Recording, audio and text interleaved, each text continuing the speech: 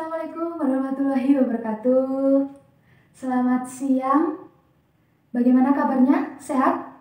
Alhamdulillah sehat ya. Di sini kalian apakah masih semangat? Saya rasa di jam-jam yang siang ini kalian sudah merasa ngantuk ya. Seperti biasa, Ibu akan memimpin kalian untuk tepuk biar sejarah. Yuk, 1, 2, 3. Siapa yang suka sejarah tepuk tangan? Siapa yang suka belajar tepuk tangan?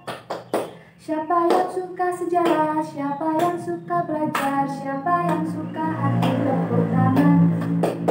Nah, baik. Sekarang supaya kalian itu tidak mengantuk gitu ya. Nah, setelah ini Ibu akan absen terlebih dahulu. Hari ini siapa yang tidak masuk? Roni kemana? Roni sakit, apakah ada suratnya? Ada. Lalu Dita kemana? Izin acara keluarga, ada suratnya? Nah, baik. Sebelum mengawali kegiatan pembelajaran hari ini, seperti biasa, Ibu akan memimpin doa terlebih dahulu. Berdoa menurut kepercayaan masing-masing, berdoa dimulai. Selesai? Anak-anak, hari ini kita akan belajar bab 1, kita melanjutkan bab kemarin yaitu Indonesia masa kerajaan tradisional dengan bab hipotesis pengaruh masuknya Hindia ke Indonesia. Sebelum masuk ke materi, di sini Ibu akan merefleksi tentang pembelajaran di minggu yang lalu. Tentang apa? Baik, tentang letak geografis Indonesia.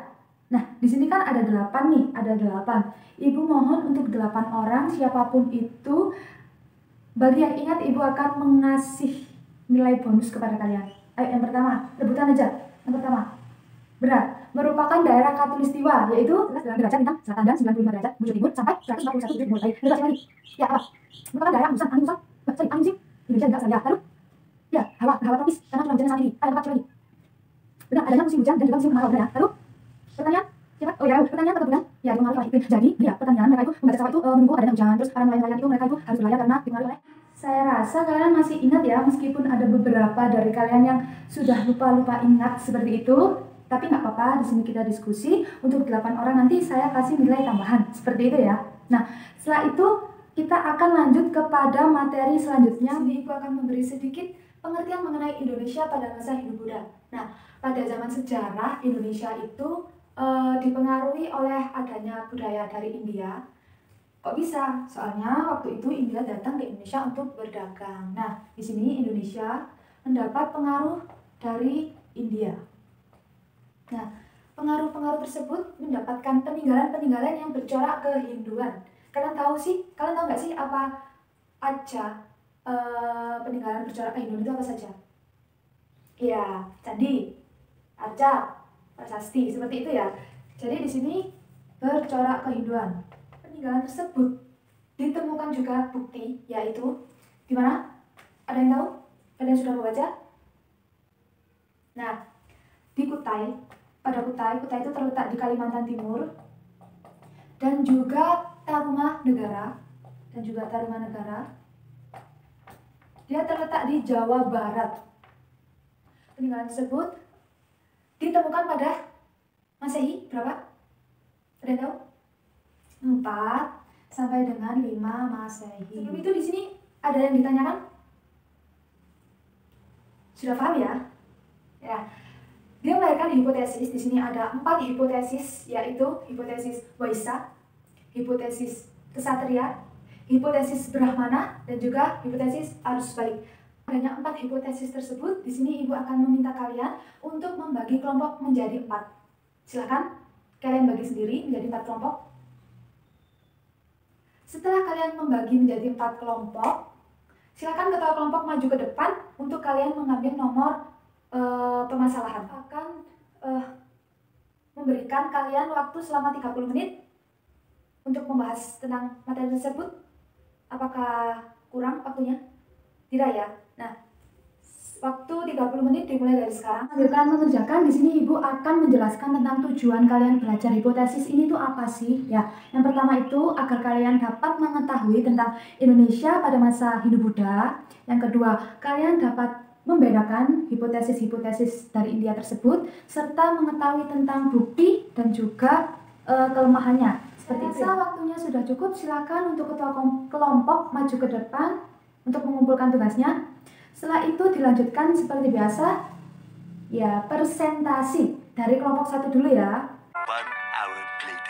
Nah, saya rasa kalian sudah sangat mengetahui ya tentang perbedaan-perbedaan. Saya juga sangat berapresiasi kepada kelas ini, tepuk tangan. Karena pelajaran di kelas ini sangat menyenangkan, presentasinya lancar, aktif, suasananya hidup gitu ya, banyak yang tanya. Nah, agar kalian lebih paham mengenai tentang hipotesis, di sini bahkan membahas sedikit saja ya. Yang pertama itu adanya hipotesis apa? Ya, Waisa. Mereka itu berdagang sambil membawa pengaruh.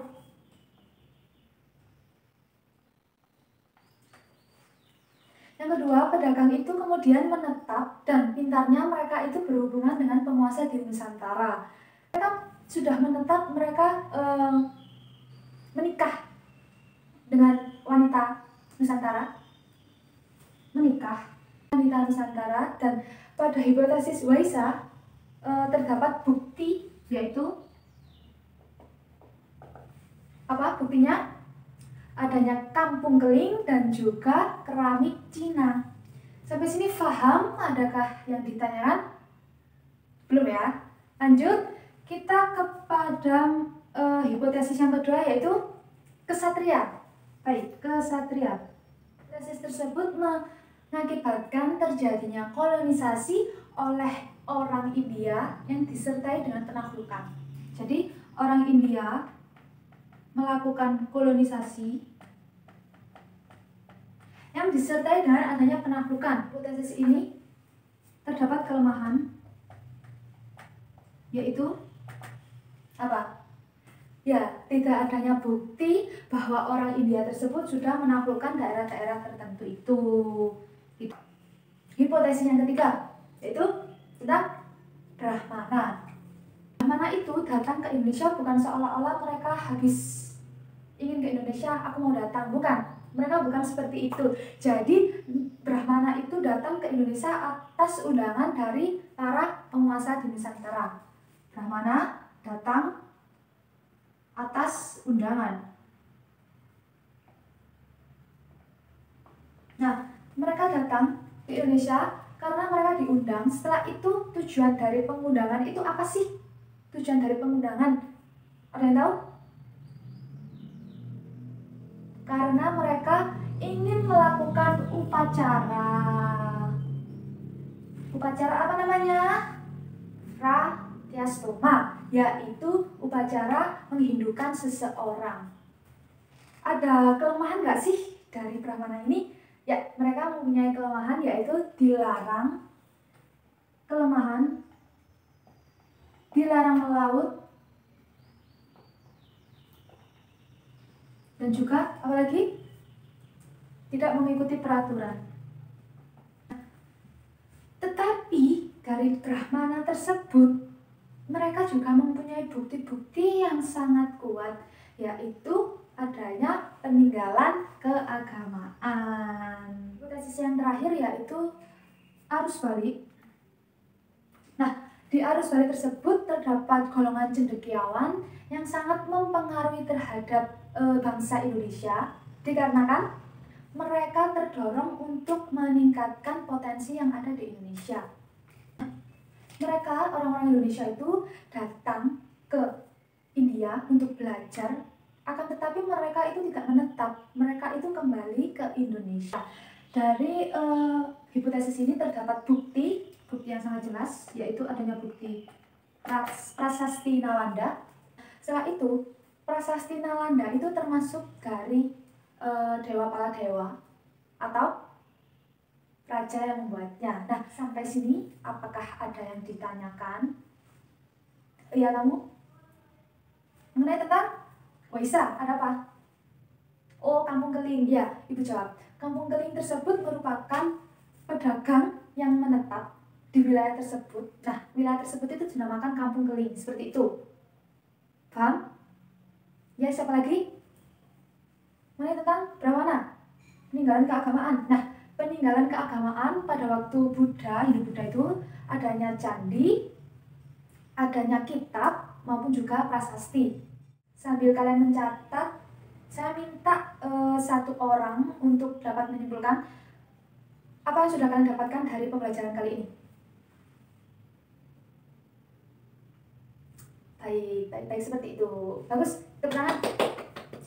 Sekarang kalian buka 25, di situ kan ada soal, latihan soal. Itu dibuat PR, dikumpulkan minggu depan. Setelah itu minggu depan kalian juga sudah mempelajari tentang kerajaan tertua di Indonesia, yaitu apa? Ya, Kerajaan Kutai di Kalimantan Timur. Sampai sini ada yang ditanyakan? Tidak ada?